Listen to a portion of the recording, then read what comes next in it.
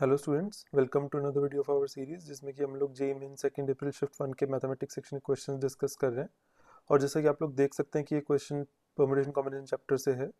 हमको बताया गया है कि हमें नंबर ऑफ 5 डिजिट नंबर्स निकाल के बताने हैं using the digits 1 2 3 5 and 7 such that हर एक डिजिट एटलीस्ट एक बार तो यूज़ हो ही हो।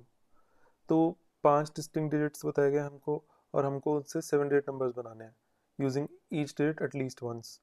तो इतना तो श्योर है, देखो 5 डिजिट्स है तो वो एक एक बार तो हर एक यूज़ होगा ही होगा। ठीक है, तो ये तो सर्टेन है। इसका क्या मतलब हुआ कि जो बचे हुए 2 स्लॉट्स हैं वो कैसे भरे जा सकते हैं, हमको बस ये देखना है। तो बचे हुए 2 स्लॉट्स भरे जाने के 2 पॉसिबिलिटीज़ हैं। एक तो ये पॉसिबिलिटी है कि दोनों के दोनों सेम नंबर से भरे जाएं और दूसरा है कि दोनों अलग अलग नंबर से भरे जाएं। तो पहला केस मैं ले रहा हूँ कि दोनों के दोनों जो स्लॉट्स हैं वो सेम नंबर से भरे जा रहे हैं। ठीक है, जो दोनों एडिशनल स्लॉट्स हैं। तो उस नंबर को चूज़ करने के कितने वेज हो सकते हैं? 5 में से एक कोई पिक कर लो जिसको आपने उन 2 स्लॉट्स में फिल करना है। तो 5C1 वेज में आपने वो नंबर पिक कर लिया। अब आपको 7 डिजिट्स को अरेंज करना है, बट इसमें अगर आप ध्यान दो तो 3 डिजिट सेम है। जो 2 कॉपीज हैं वो सेम किसी ना किसी 5 में से एक डिजिट की कॉपीज ही हैं। तो टोटल 3 डिजिट सेम आ रहे हैं। तो अरेंज करने के कितने वेज बनेंगे? 7 फैक्टोरियल बाय 3 फैक्टोरियल।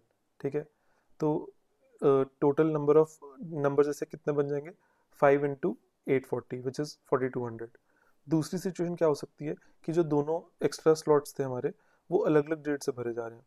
तो उसका क्या मतलब होगा कि हमको 2 डिजिट्स पिक करने पड़ेंगे जिनको हम यूज़ करने वाले हैं एक एक डिजिट को फिल करने के लिए, राइट। तो उन 5 में से कोई 2 डिजिट्स पिक करने हैं हमको। तो 5C2 वेज में कर सकते हैं विच इज़ 10।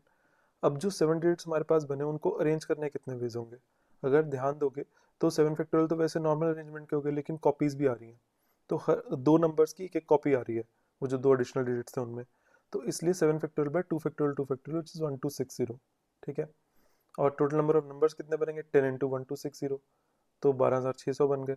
बस अब दोनों को ऐड कर दो आप। ठीक है, that will give you the final answer. तो सिनेरियो 1 में जो थे प्लस सिनेरियो 2, 4200 प्लस 12600, तो द आंसर इज 16800। तो बस ऐसे करना था ये क्वेश्चन। ठीक है, and I think the correct option is option number 3 which is C. ठीक है, इतना सिंपल सा क्वेश्चन था, बस आपको ब्रेक डाउन करना आना चाहिए था। किसी भी तरह से डिफिकल्ट नहीं था इन माई ओपिनियन। मतलब सीधा था एनसीईआरटी लेवल टाइप ही आप मान सकते हो, बिकॉज एनसीईआरटी में इस टाइप के क्वेश्चन हमने किए हैं already. I don't remember the exact question, आप एक बार जाके चेक जरूर करना। एक शायद इंडिपेंडेंस या ऐसा कुछ तो एक था, बड़ा सा वर्ड, उसके अलग अलग केसेस निकालने थे ना परम्यूटेशंस के। तो मोरलेस वो ऐसी ही चीज़ थी, उसमें आप यही कर रहे थे उस क्वेश्चन में। तो डेफिनेटली चेकआउट करना और कमेंट करना कि एग्जैक्ट क्या क्वेश्चन था, क्या वर्ड था, जो भी था। तो आप रिलेट भी कर पाओगे। ठीक है, so that's it for this video. मिलते हैं नेक्स्ट वीडियो में। Thank you everyone, bye bye, take care and all the best.